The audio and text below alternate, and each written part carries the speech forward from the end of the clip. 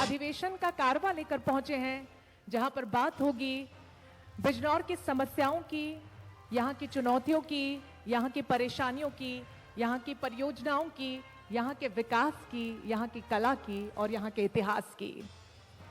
अधिवेशन की हम शुरुआत करें उससे पहले मैं आपको बता दूं कि मुरादाबाद शहर का एक हिस्सा कभी बिजनौर हुआ करता था, लेकिन आज मुरादाबाद से हटके बिजनौर ने अपनी एक अलग पहचान बना ली है। 15 अप्रैल 1997 को बिजनौर को एक जिले के रूप में घोषित किया गया था और तब से लेकर अब तक, प्राचीन काल से लेकर अब तक आपको बता दूं कि अपनी भौगोलिक और ऐतिहासिक महत्व के चलते बिजनौर का अपना एक विशेष स्थान है। और शायद आप में से और तमाम दर्शक जो इस वक्त हमें देख रहे हैं, बहुत कम लोगों को पता होगा कि ऋषि मुनियों ने प्राचीन काल में यहाँ पर घोर तप किया था और यही वजह है कि इसे देवभूमि या तपोभूमि के नाम से भी जाना जाता है। और उसी भूमि पे आज हम हैं और उसी के बारे में बातचीत करेंगे। अधिवेशन की हम शुरुआत करते हुए सबसे पहले मंच पर मैं इंडिया न्यूज उत्तर प्रदेश उत्तराखंड के संपादक अरविंद चतुर्वेदी जी को मंच पर बुलाना चाहूंगी। जोरदार तालियां हो जाए एक बार अरविंद सर के लिए। और अधिवेशन की शुरुआत में खास मेहमान हमारे बीच हैं, जिला अधिकारी बिजनौर के रमाकांत पांडे जी को मंच पर बुलाना चाहूंगी। जोरदार तालियां एक बार रमाकांत जी के लिए हो जाए। सर बहुत स्वागत है आपका। पुलिस अधीक्षक डॉक्टर धर्मवीर सिंह जी भी हमारे बीच मौजूद है, बहुत स्वागत है सर आपका। जोरदार तालियां एक बार धर्मवीर जी के लिए हो जाए। अब मैं अरविंद जी से दरख्वास्त करूंगी कि आप दोनों मेहमानों को मोमेंटो देकर सम्मानित करें, बुके देकर सम्मानित करें।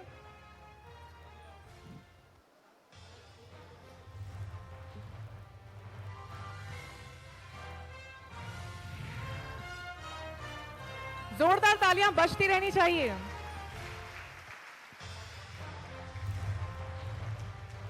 मंच पर मौजूद ये वो मेहमान हैं जिनके कंधों पर क्षेत्र की कानून व्यवस्था को बनाए रखने की बहुत बड़ी जिम्मेदारी होती है और उन तमाम जिम्मेदारियों के बीच आज हमारे अधिवेशन का हिस्सा बनने के लिए दोनों मेहमान पधारे हैं। बहुत शुक्रिया सर आपका। और किसी भी कार्यक्रम की शुरुआत भगवान की पूजा अर्चना से हो तो उससे अच्छा और क्या हो सकता है। दीप प्रज्वलन के साथ हम आज के कार्यक्रम की शुरुआत करेंगे और मैं रिक्वेस्ट करूंगी अरविंद जी से और हमारे दोनों मेहमानों से दीप प्रज्वलित कर अधिवेशन की शुरुआत करें।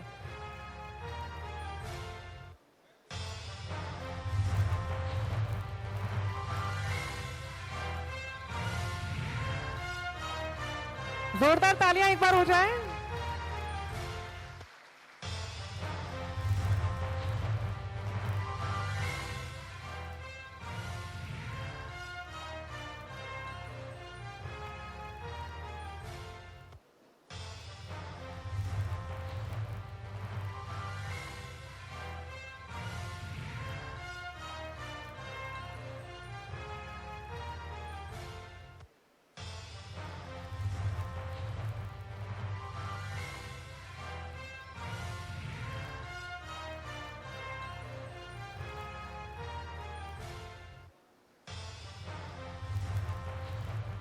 बहुत शुक्रिया आप दोनों मेहमानों का, अरविंद जी का। देखिए, बिजनौर प्राचीन काल से ही अपने इतिहास को लेकर, अपनी कला को लेकर, अपने साहित्य को लेकर देश के मानचित्र पर एक अमिट छाप छोड़े हुए है।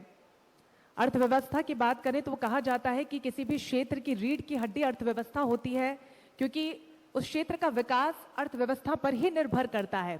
33% लोग यहाँ पर कृषि क्षेत्र पर आधारित हैं और किसानों का मुद्दा जो देश भर में गरमाया हुआ है वो भी किसी से छिपा नहीं है।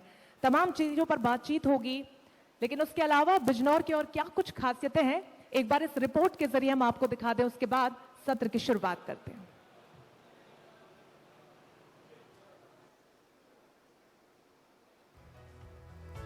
बिजनौर एक ऐसा शहर जो जितना आधुनिक है उससे कहीं ज्यादा उसका अतीत भव्य और शानदार है।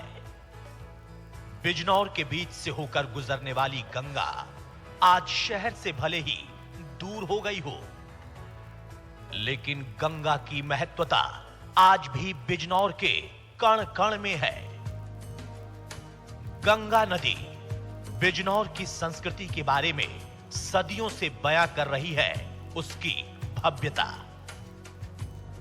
हिमालय की उपत्यका में बसे बिजनौर को जहां एक ओर महाराजा दुष्यंत, परम प्रतापी सम्राट भरत, परम संत ऋषि कंडव और महात्मा विदुर की कर्म भूमि होने का गौरव प्राप्त है, वहीं आर्य जगत के प्रकाश स्तंभ स्वामी श्रद्धानंद, अंतर्राष्ट्रीय ख्याति प्राप्त वैज्ञानिक डॉक्टर आत्माराम, भारत के प्रथम इंजीनियर राजा ज्वाला प्रसाद की जन्मभूमि होने का सौभाग्य भी प्राप्त है। कहा जाता है कि महाभारत काल में भगवान श्री कृष्ण जब हस्तिनापुर में कौरवों को समझाने में विफल हो गए तो वह कौरवों की 56 मांगों को ठुकराकर गंगा पार महात्मा विदुर के आश्रम में आए थे। आज भी यहां महात्मा विदुर के पद चिन्ह मौजूद हैं। 4338 वर्ग किलोमीटर क्षेत्रफल में फैले बिजनौर की आबादी इस वक्त करीब 30 लाख से ज्यादा है। 1817 में बने बिजनौर में आज एक लोकसभा सीट और 8 विधानसभा सीटें हैं। 5 तहसीलों, 11 ब्लॉक और 18 नगर पालिका वाला बिजनौर आज आधुनिकता के रेस में बहुत तेजी से दौड़ रहा है। गन्ना बेल्ट के नाम से मशहूर बिजनौर चीनी कारोबार में एक अलग पहचान बना चुका है। प्रदेश की मौजूदा योगी सरकार ने बिजनौर को एक नई पहचान देने की कोशिश भी की है। यहां के काष्ठ कला को एक जिला एक उत्पाद योजना में शामिल किया गया है। योजना के लागू होने के बाद काष्ठ कला से जुड़े उद्योग लगाने के लिए सब्सिडी भी दी जा रही है। वहीं केंद्र की एक जिला एक उत्पाद योजना में खांडसारी, अचार, मुरब्बा उद्योग को शामिल किया गया है। बिजनौर को मिले इस दोहरे लाभ से यहां विकास की गंगा बह रही है। यहां के युवाओं के लिए रोजगार के नए अवसर सृजित हुए हैं। खांडसारी को बढ़ावा मिलने से चीनी के बाजार पर आया दबाव भी कम होगा। साथ ही किसानों को मूलभूत सुविधाएं देकर उनके जीवन में बड़ा बदलाव किया गया है।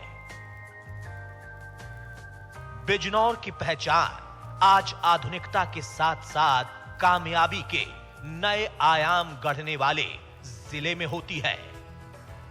आप सभी बिजनौर वासियों का इंडिया न्यूज उत्तर प्रदेश उत्तराखंड तहे दिल से स्वागत और अभिनंदन करता है। जोरदार ताली।